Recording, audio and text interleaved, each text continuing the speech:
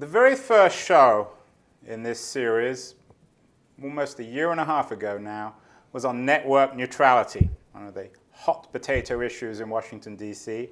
And one of the guests on that show was the tech pundit, troublemaker, Larry Downs. So we've had a year and a half, Larry. I wanted to have you back. Great, thank you.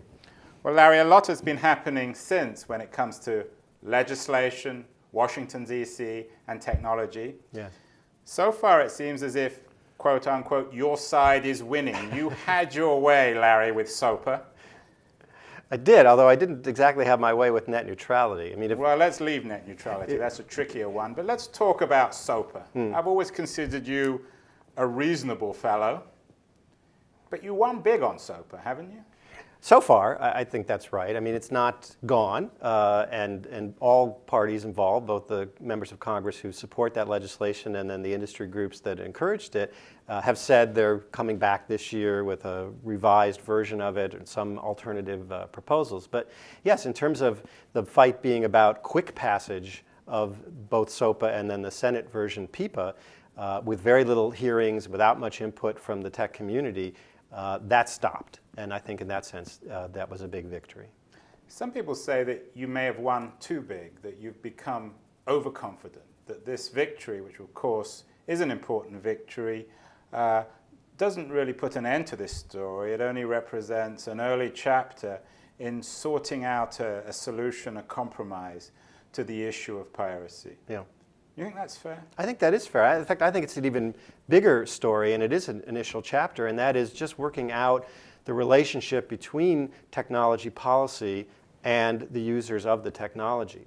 You know, we've had a long-standing tradition in Silicon Valley, which now seems to be changing, that technology companies, entrepreneurs, investors, users generally ignored what happened in policy and what was going on in Washington. It was, you know, most of it was outside of anything that would touch them or affect them or change their business plans or change their uses.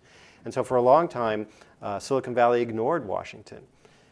Now that the information economy is becoming a bigger part of the total economy, it's not surprising. In fact, it's understandable that lawmakers and regulators, not just in the US, but worldwide, are more interested in what happens online and are looking more closely at how they should, you know, institute the rule of law there. So this long-standing silence between the two groups has to end.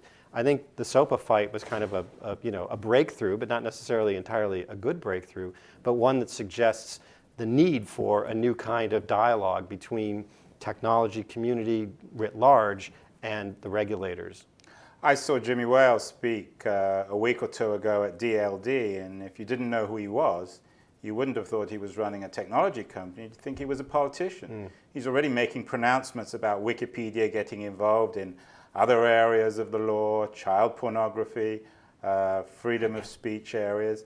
Is that in any way troubling that Wikipedia now and some other internet companies are becoming so vociferously political? Sure.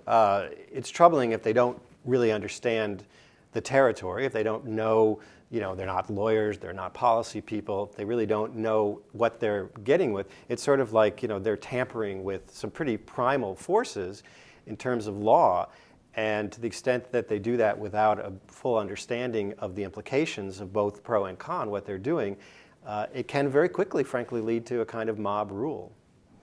Mob rule. That's scary, isn't it? Yes, of course. It's scary. What we saw in the SOPA fight, I think, was encouraging in the sense of it was, you know, more. But there was an element of mob rule in that, in the idea that you're an intelligent critic of SOPA, and I think some of your criticisms are very valid. But the consensus with many of the people who are opposed to SOPA was that the legislation was designed to destroy the internet, which we know isn't true. Right. It wasn't designed to destroy the internet. It may have had some fairly significant unintended consequences that could have been very harmful to the internet. You know, SOPA was a perfect storm. The House bill that came out in November was a terrible piece of legislation in every sense. It was poorly written, it was inconsistent, it had a lot of loopholes, a lot of problems with it. And more to the point, I think the process by which it was being railroaded through Congress, no hearings. You know, the one hearing they did have, they only invited one poor lawyer from Google on the other side to talk about it, wasn't even an engineer. it really looked like a backroom deal was going on. And I think that's what made it, you had both liberal groups and conservative groups lining up to oppose it. That only happens when something looks really, really fishy. There are the more responsible voices, I think, in the anti-SOPA community now who are talking about compromise. Fred Wilson, for example, the prominent New York venture capitalist, is saying that he wants talks. How do we bring together these two communities who seem to struggle to understand each other? Yeah, it's difficult, and I think part of the problem is it's not two communities, it's three communities. Who is the third? The third is the users themselves.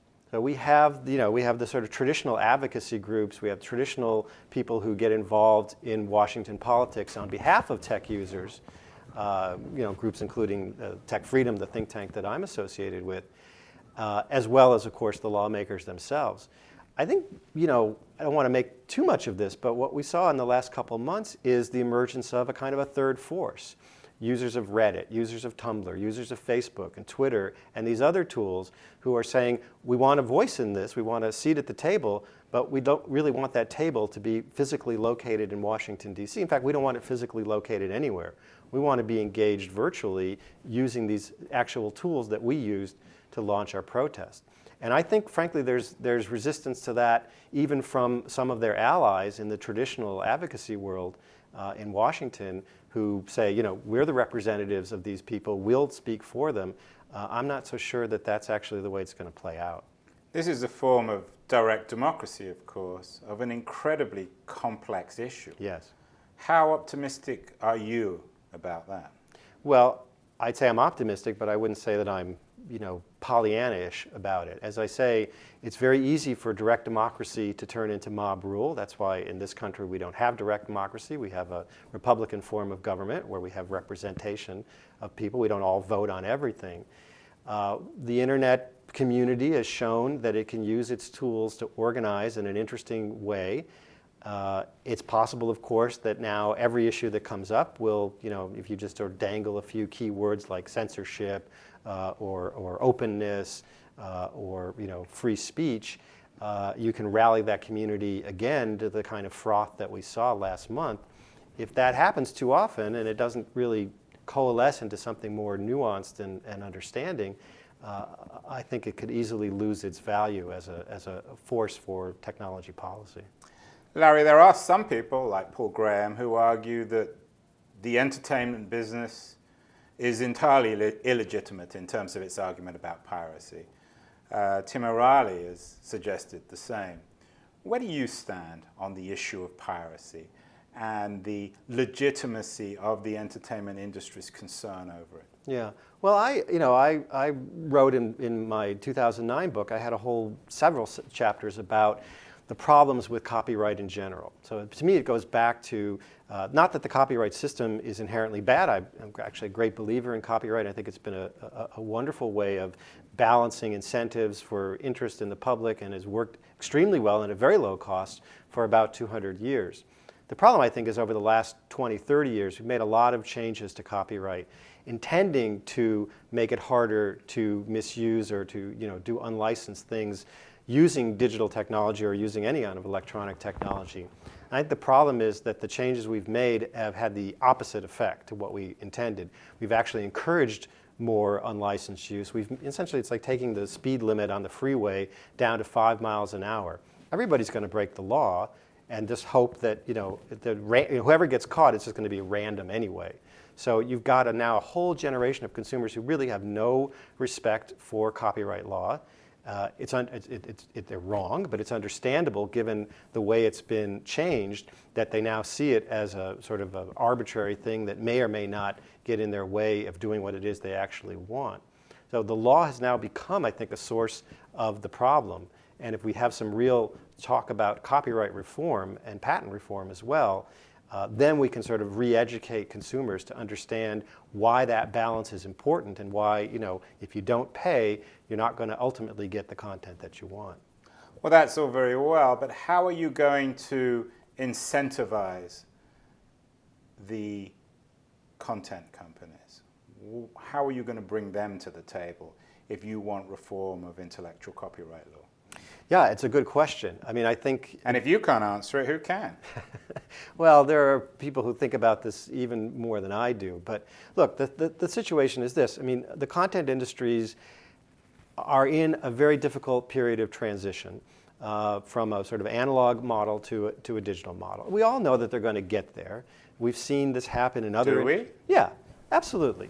You know, content has survived multiple changes in the last, since the invention of the Gutenberg press, where technology has really challenged kind of some of the fundamental ideas about how to charge, how to distribute, who makes what in the supply chain.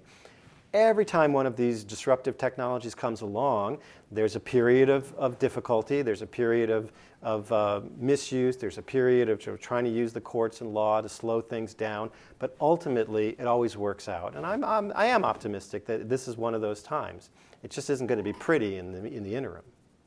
Larry, is one solution to have tougher politicians? I was very unimpressed with the politicians in DC, how they rolled over when it came to the anti-SOPA demonstrations. They do seem to be a rather supine lot, don't they? Well, when it comes to technology policy, frankly, I wish they were more supine. By and large, again, there's always going to be exceptions, but the market is an incredibly efficient discipliner for most of the kinds of problems of misuse that now legislate. We're not just talking about copyright, we're talking about privacy, we're talking about security, we're talking about antitrust issues, we're talking about internet infrastructure. It's true that lawmakers can play a role in resolving issues, but by and large, the more they stay out of the way and let the technology and the interests behind them work those things out for themselves, it's not going to be perfect, it's not going to be instantaneous, but it's probably going to be a lot more cost effective. So Larry, you're going to appear on you come on my show every 18 months. I hope you'll come back sooner, but let's say you appear again in 18 months. Yeah. Where are we going to be on legislation with respect to copyright? SOPA-style legislation. I think we'll be exactly where we are today and where we were 18 months ago. I don't expect... I mean nowhere. Yeah, I don't expect anything comprehensive to happen. There may be, sort of minor tweaks to copyright that come out and compromise. Of course, a lot of it depends on who wins the next election, by the way, and I don't mean just the president, but also in the House and Senate, what the makeup is going to be of the next Congress and of the next administration. But certainly, until after that election, we won't see any substantive legislating happening on any of these topics because, come March, they're all going to go home and start campaigning. Nothing ever changes in politics. Everything changes in technology. That's always the story, right? Not that nothing ever changes in politics. It's just that politics changes very, very slowly, and technology changes faster all the time. Meaning in the long run? Meaning in the long run that the technology is going to determine its own legal structure, its own cultural systems, its own regime.